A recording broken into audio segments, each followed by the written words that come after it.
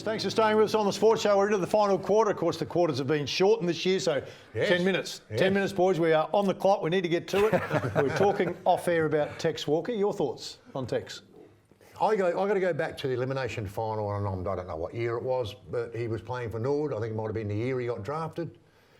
He played against Port Adelaide in an elimination final at the Adelaide Oval. And now I think he, from memory here, he might have kicked about 7 goals. Match winner. Match winner. Well, yeah. match winner wasn't the word. He was Fantastic. a cut above anybody else on the ground. He was a brilliant, brilliant player. And it annoys me a little bit that people hop into Tex a lot, because I think I still think that he's an extremely dangerous player, ball in hand. Yep. He don't miss targets, hand or foot. He doesn't miss Tex. Trouble is he's having a bit of trouble getting it at the moment, but then again, it's a bit of trouble getting down. What I'm trying to get at is here, don't bag players that are that good. He's a good player. He's that good. He was that good. Until he did his knee. I think Tex has struggled since the knee and put a bit of weight on around the hips and whatever. But I'm a one-eyed, passionate Port Adelaide man. Really? But I will never bag, I will not bag Yep. a bloke like Walker because he can play. Yep. It seems like he's really carried the club on the media front as well. I mean, you look at a lot of other clubs, they really do share the light, and you look at Ken Hinkley, and he really is a forefront of the footy club, and which means for a captain, you can take a bit of a step back and just get a bit of the cream of the cake. Especially, I think last year with Pike, especially, the last couple of years, he wasn't a real front man, and obviously very clever as a coach, but it just seemed like all the responsibility was always with Tex, and it must wear him down. It must have wore him down. Yeah, no, look, I agree with that. I think when Phil Walsh appointed him as captain, Walshy was going to develop him not just as a player but as a coach. And of course, with the passing of Walshy, Tex remained captain, but then in came Worsfold, and he just thought, well, he's the captain. Yep. In came Pike, well, he's the captain. And so he never got that grounding that he needed, but suddenly all the pressure came. Certainly after the camp, he was the front man that wore all of it, and he, to his credit, stood out in front and presented and always took it. I think he's a bit tired. Yeah. But I think the other thing for Tex right now, if I was coaching, and we all coach differently, I'm not telling Matty Nix how to coach, I would be saying to Tex, tell me where you want to play.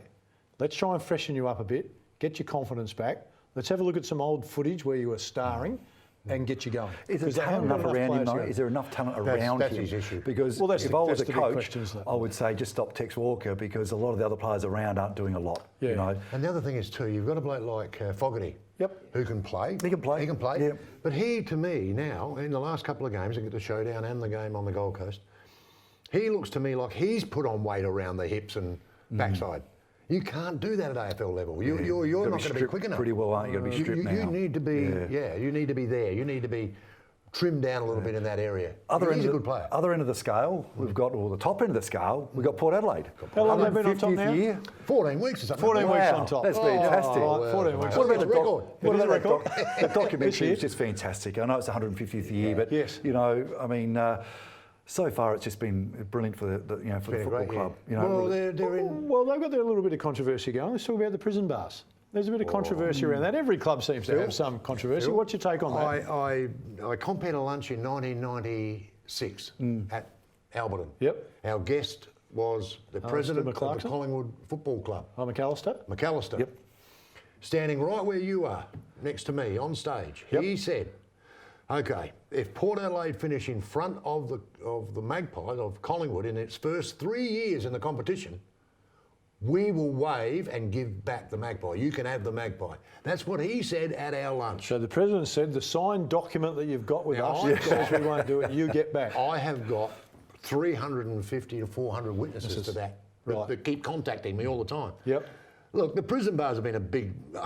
we played Collingwood in a trial match at Football Park, old Football Park, where we wore prison bar, they wore their own strip. It was a pre-season hit out.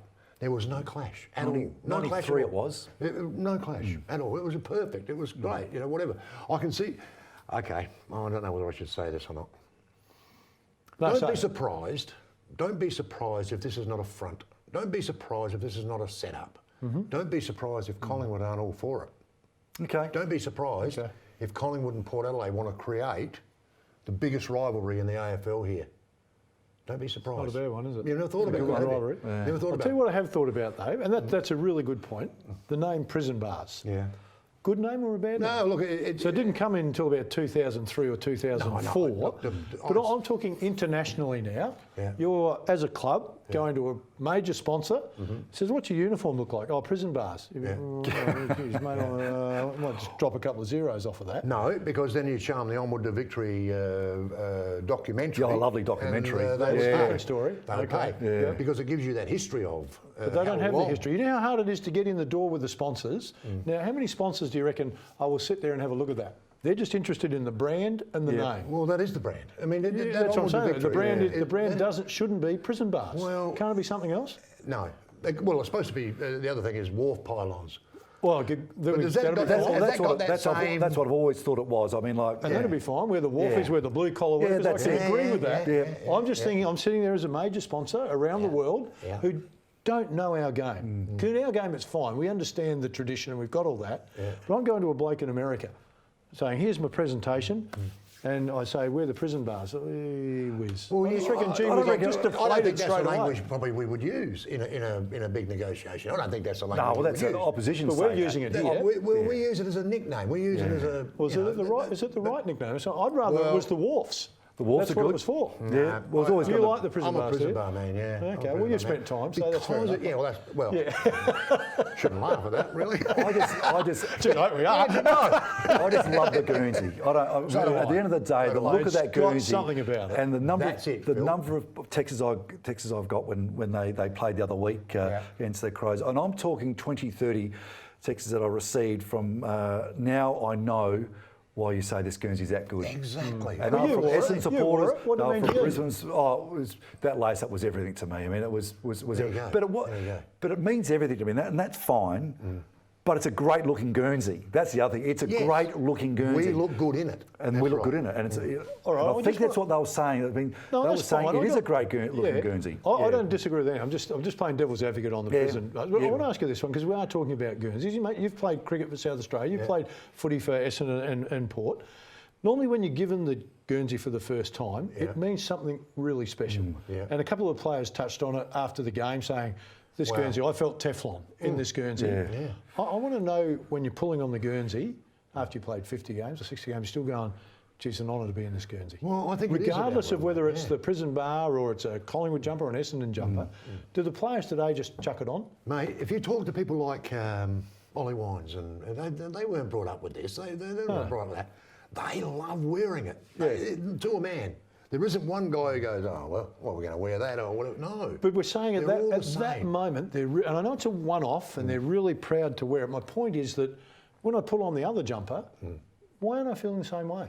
I think that documentary says Nathan everything. Buckley. I think the documentary and Nathan Buckley. I'm moving away from Port Adelaide for a moment. Let's say it's the Essendon jumper or the Collingwood jumper or the West Coast or the Crows jumper. So if I'm pulling on the Crows jumper this weekend, I think you're I need always to proud. stand for something. Yeah, I think you're can't always just turn proud up to and put the jumper on, but there's something about Buckley made it. His point was spot on, wasn't it? Yeah, and Craig He said Bradley he the didn't- same. And Craig was the same. All right, so he it's didn't significant. realise until he actually put it on. But Buckley felt like So what makes it significant?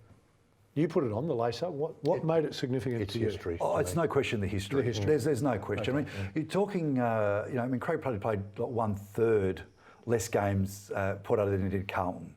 And he spoke in that documentary, and if you haven't seen it, it's really worth watching it.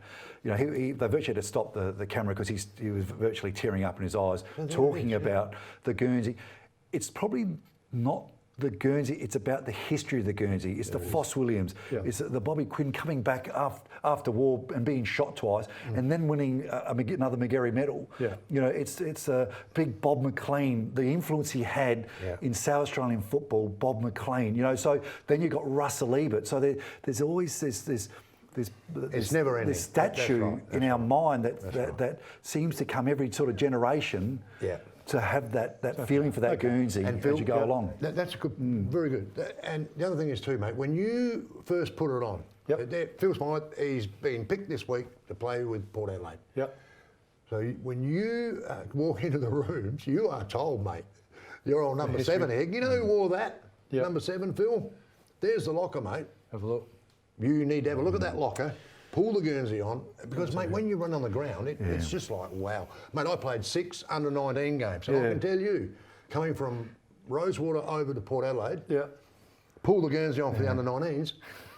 You're pretty good. Teflon Barry. Wow. All right, we've got to wrap it up, boys. We've got to wrap it up. And quickly before we do, Brad Ebert plays his 250th game for Port. 1% of the players that play in the AFL get to 250 games. Great achievement by Brad. 2011. Congratulations. Joined Power. Well done by Brad. Hope you've enjoyed the show. See you soon.